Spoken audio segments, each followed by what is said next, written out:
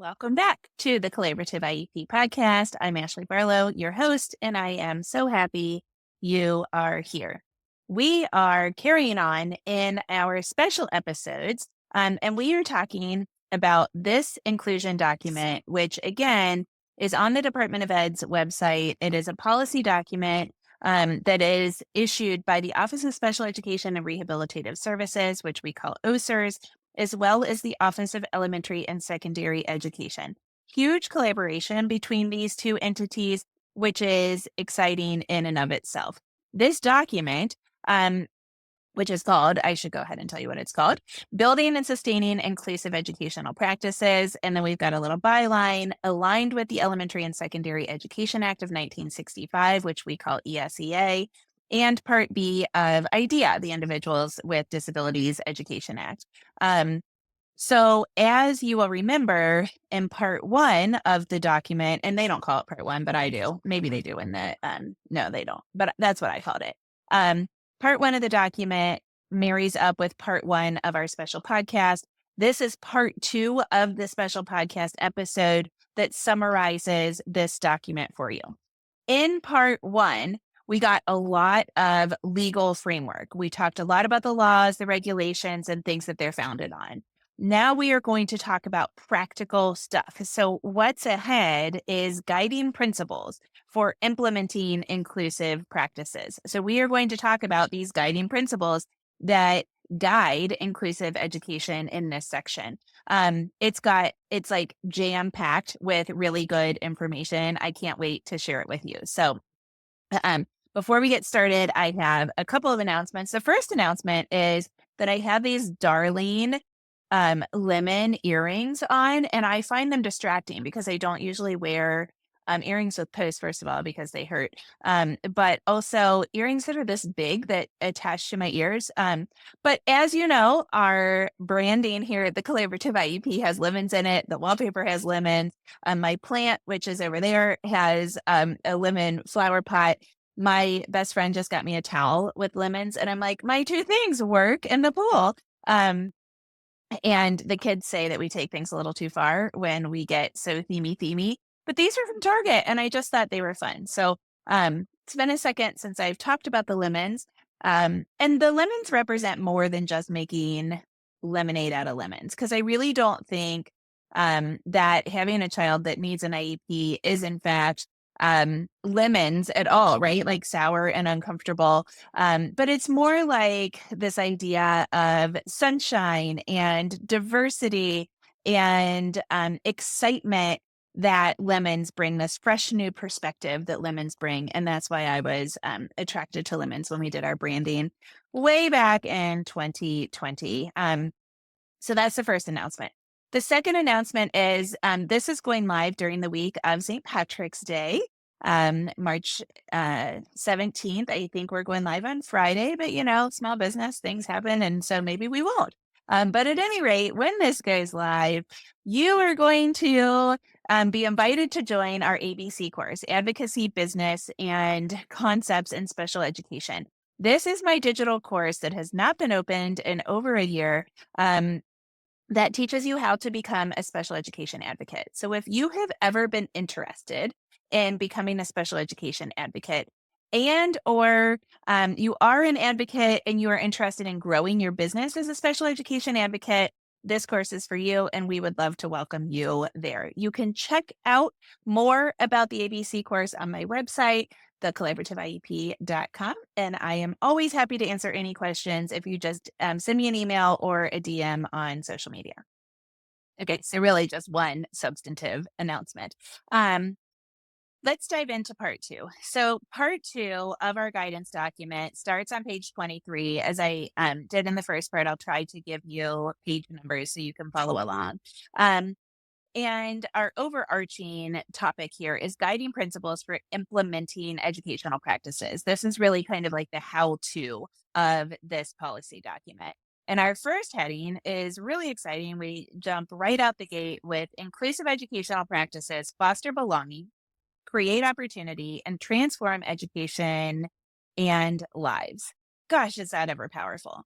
One of the things that I really love about this part too is that it really does focus on a sense of belonging.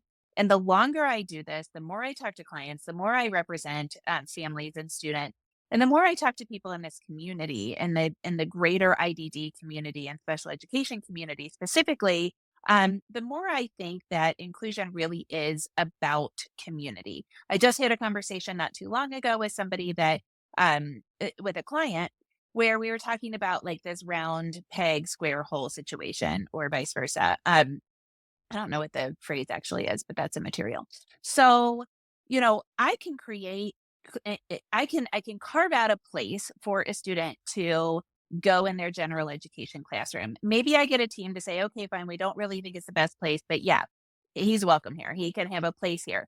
But if that school is not set up for that particular child and for that particular child's needs, what they need by way of education, modifications, accommodations, related services, etc., I am trying to plug a child into an environment that isn't set up for them. And the person that's going to fail every single time is the child. So, yes, I might win on a legal argument or an argument at the IEP table, regardless of how, founded it is in the legal framework. But is the environment set up for the child? And to what extent can the environment get modified for the child quickly enough that the child has a win educationally, right? Um, but this sense of belonging becomes so very important in these discussions. And so I love that this article really focuses on that. And we're going to kind of see that undertone throughout the rest of the article. So we start off with a quote. I try not to read too much of this. I'm going to summarize the rest of this section, but I think the quote is really important because the very first quote focuses on this idea that we presume competence, which we just love in this community. So what it says is, inclusive educational practices start with the expectation that students with disabilities are capable of participating, engaging, and excelling in academics and social relationships throughout their education. Historical perceptions of students with disabilities have focused on perceived limitations or challenges, which have led to societal stereotypes, stigma, and limited educational opportunities. I heard somebody say something at COPA that was so incredibly wise. This was a student, an advocate that identifies as disabled themselves. And what they said was, this person was quite a bit younger than I am, like a millennial, but a young millennial. And what they said was that they thought that their experience with inclusive environments was so different than that of people about 10 years older. But their classmates and peers kind of thought, well, yeah, this is what we do. Of course, this is what we do. And it ignored the history. It ignored these societal stereotypes, stigmas, and limited educational opportunities. And therefore, there wasn't as much zeal behind the education. And I think that's really important. I think it's always important that we think about where we came from so that the services and the spirit behind the services remains really strong. And that's why it's important to acknowledge the history. I'm happy this article did it. Then the article talks about benefits to inclusion, such as short and long-term benefits to inclusion, such as benefits to cognitive and social development stuff. Tons of good articles cited in these footnotes. But let's see, our little list is benefits to cognitive and social development, um, academic skills and skills related to communication, social interactions, and self-determination are improved. Increased academic achievement, exposure to a more rigorous course of study, attainment of a regular high school diploma, and greater preparation for post-secondary education and employment opportunities. All of those are proven to be true with inclusive education. And if you're like, well, I would love to be able to share that proof with my IEP teams, well, that's what the footnotes are for. So if we just go to the self-determination footnote, that's footnote 138. And so we flip back to the back and we find footnote 138. And by George, we've got this really nice article by Waymeyer and Kurth, Waymeyer, Shogun, and Kurth. and it's titled The State of Inclusion with Students with Intellectual and Developmental Disabilities in the United States. And this was published in the Journal of Policy and Practice and Intellectual Disabilities in 2021. So a nice current article on that. Another article that I highlighted was in footnote 141, and it's called A Summary of Evidence on Inclusive Education. And it's from 2016, a little bit older. The authors' names are Hay Here, Gendel, Freeman, Lamoureux, Bourque, and Burke. And I probably did not pronounce all of those correctly, but I gave it the good old college try. And so again, like when I see these things, I'm like, oh, that would be great proof to have. I go back, I highlight those things, and then put it on my to-do list to print those off and to take them with me on vacation or whenever I've got time to read. I keep this stack of documents that I want to read over here to my right hand. The next thing that we get in this paragraph, which again is on the sense of belonging, creating opportunity, and transforming lives in education, is this really cool diagram from the Tie Center. The Tie Center used to be federally funded. It's not federally funded anymore. But man, are there really good resources on that website for inclusive education. And this is something that I had never seen before, but it's a model called 10 Dimensions to Foster Belonging, which, kind of like cements the government's belief that belonging is an important piece to inclusive education. And it's got factors such as feeling needed, present, invited, welcome, known, accepted, involved, et cetera, et cetera. So super powerful little graphic there.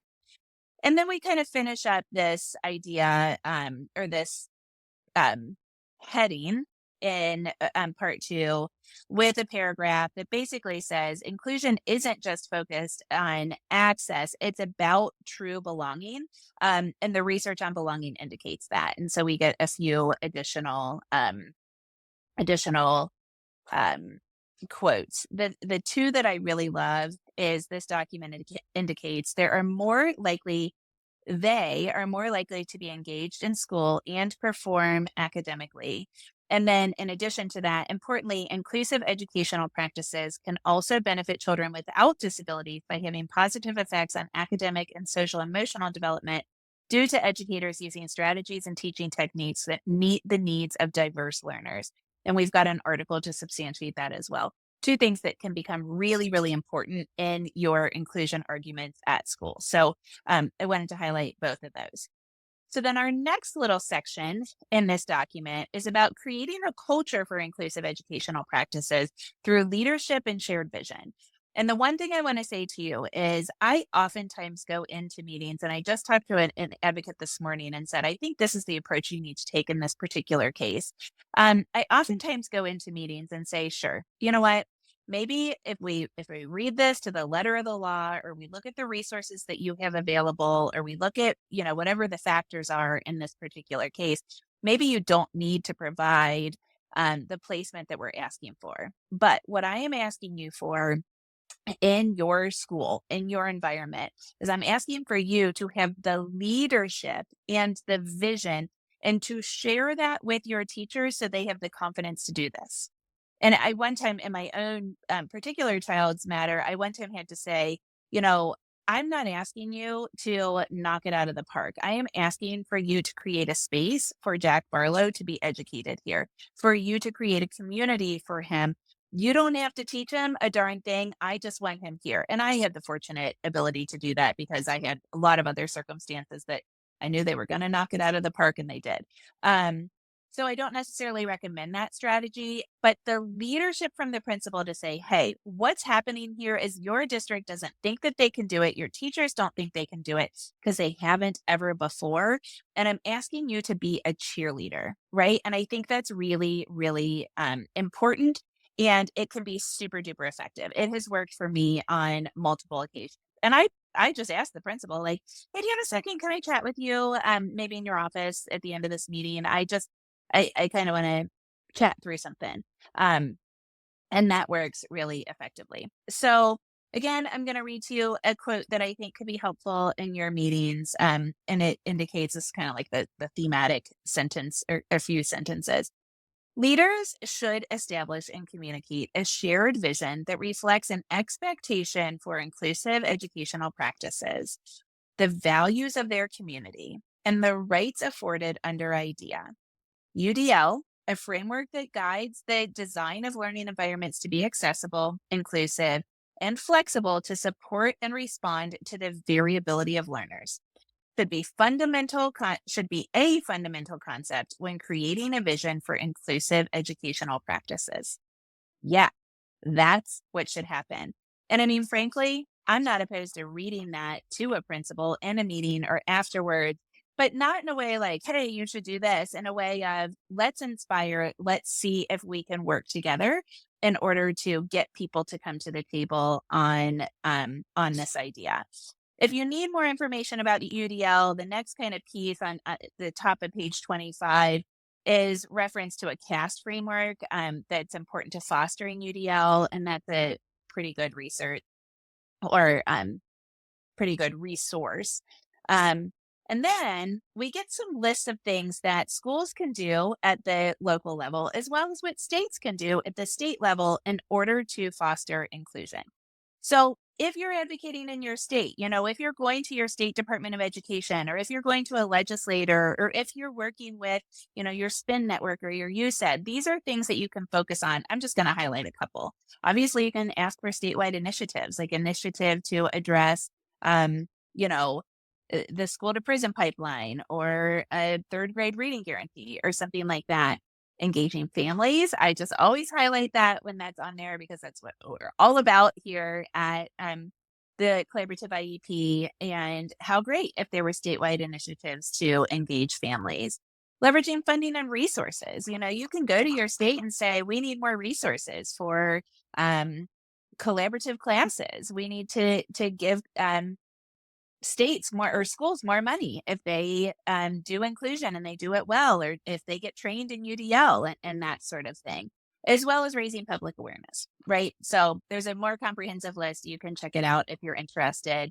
And if you're advocating in your school district, a couple things that I highlighted is using implementation science, committing to organizational and structural changes, and then professional development. Hey, can you pay for your teachers to attend a conference that focuses on UDL and or other principles of inclusive education? And then that travels on down to your individual school level.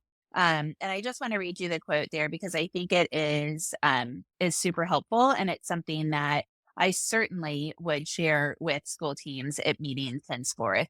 It indicates existing research suggests that school administrator leadership is critical to ensuring that schools continue to improve and create cultures where each student can thrive and meet their potential.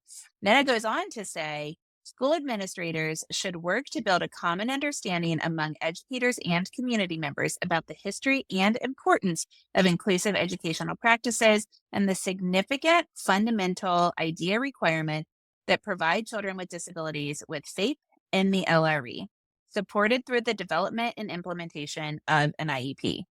Furthermore, man, this is getting exciting. Educators, including special and general education teachers, we're talking about gen ed too, SISPs, paraprofessionals, and additional school support staff like school resource officers, etc., all contribute to creating and implementing a shared vision for inclusive education. I mean, it's beautiful. And you can take this to your meetings and say, this is what, I'm cheerleading for us. This is what we're supposed to be doing. I want to be a resource for you. I want to be a part of the chain. How can we do this together? So that is on page 28. Then our next topic is about meaningfully designing and systematically supporting implementation of inclusive educational practices. And we kind of get these lists of what states should do, what local school districts should do, and what schools should do.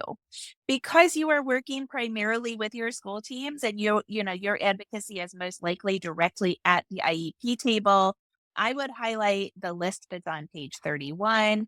That list things like ensuring that educational practices and materials and interventions are inclusive, as well as prioritizing collaboration between your gen ed teachers and your special ed teachers, like in collaborative classrooms, or at least in like joint planning sessions and that sort of thing. And then to continue to rely on the data.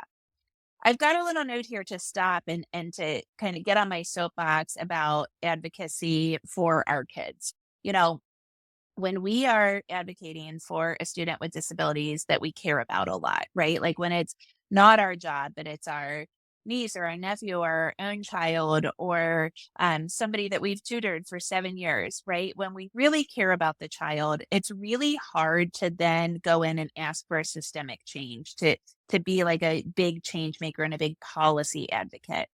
But when we advocate for our own child and we don't bear the weight of the world on our shoulders, we still are affecting positive change for that school system.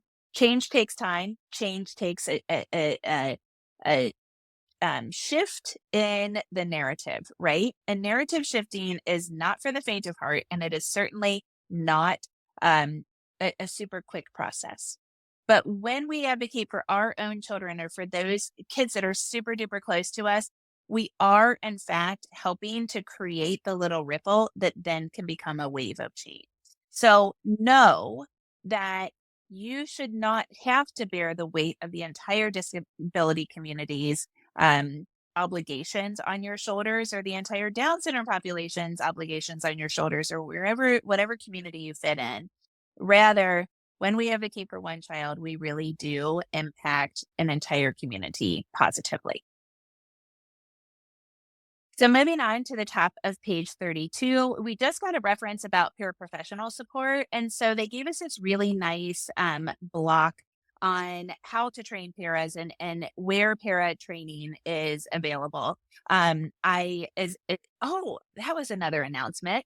I am co-hosting for the first time ever, the Lucky Few podcast for this season. And it has been such a joy to sit down with those three lovely ladies. If you are not familiar with the Lucky Few podcast, go over and give them a follow. It is the number one Down syndrome podcast in the country. And it's just a really incredible podcast that's just celebrated its 7th birthday. So been around for a long time and done some really good work. And on their season opener this year, they were talking about how there isn't a whole lot of support for paras, and there actually is. So there's a Tie Center uh, thing, and then there's something that Pennsylvania, an agency in Pennsylvania, put out, and they're really good resources. So those resources are referenced at the top of page 32. The one from the Tie Center is called Understanding the Role of Paraprofessionals in Your Child's Education in Inclusive Classrooms. And it's really helpful. And I have pulled some ideas for that and made those arguments in classrooms in IEP meetings before. So I would highly recommend that you download that guide. Bottom of page 32, we get our next header, and basically what we're talking about is the importance of collaboration. Now, this is exciting to me because that's what we talk about at the Collaborative IEP.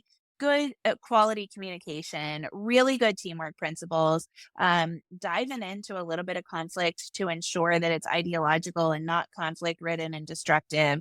And really just kind of like developing those meaningful partnerships. And what I like about this particular piece of this document is that it talks about the relationships between families, community-based organizations, and other state agencies like vocational rehabilitation and, probably even Social Security.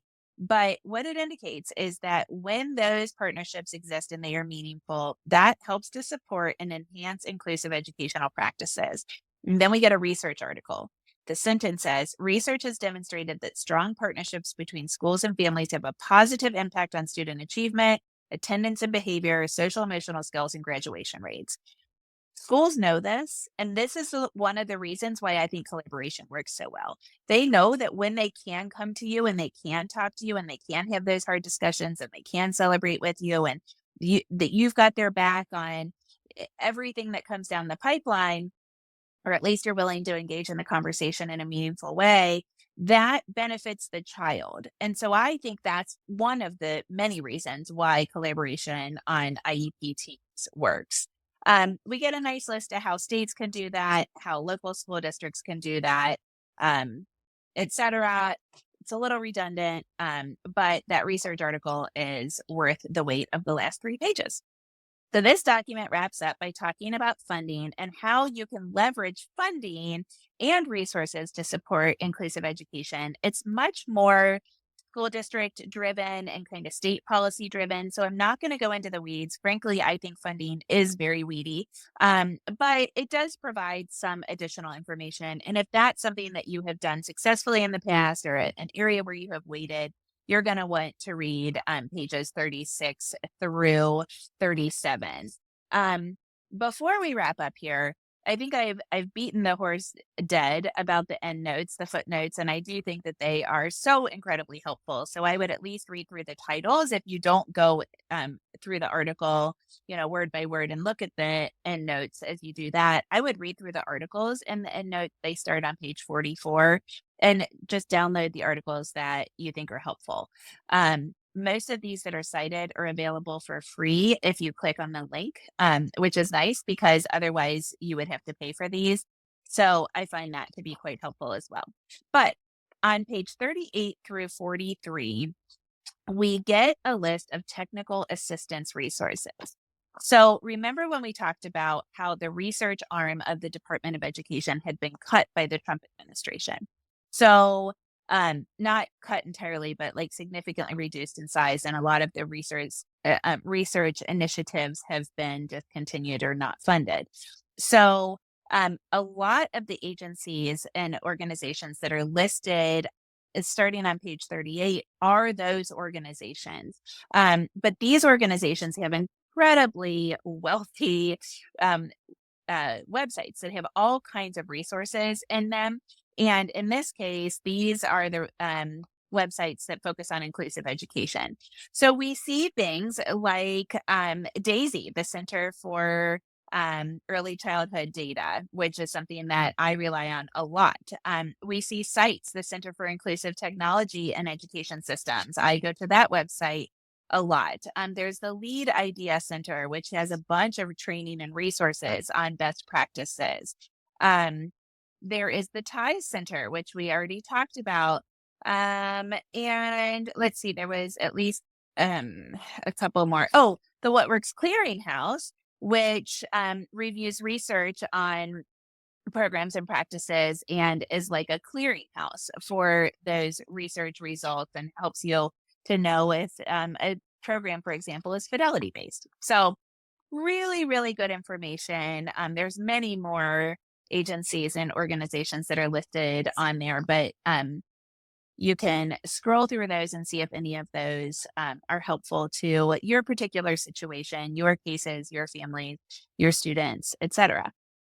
I have found this policy document to be widely successful. What I did was I took my underlines and I dictated them into my microphone. And then I put those into an outline and I stuck the outline in my IEP binder. I no longer take a binder, I take a Word document, right? And so I will use this a lot. I actually used it at my first meeting yesterday, and it was really successful. And I was unpleasantly surprised that nobody at the IEP table knew that this thing had come out. So I wish you luck in utilizing it. If you have any success in utilizing it, I would love to hear about it.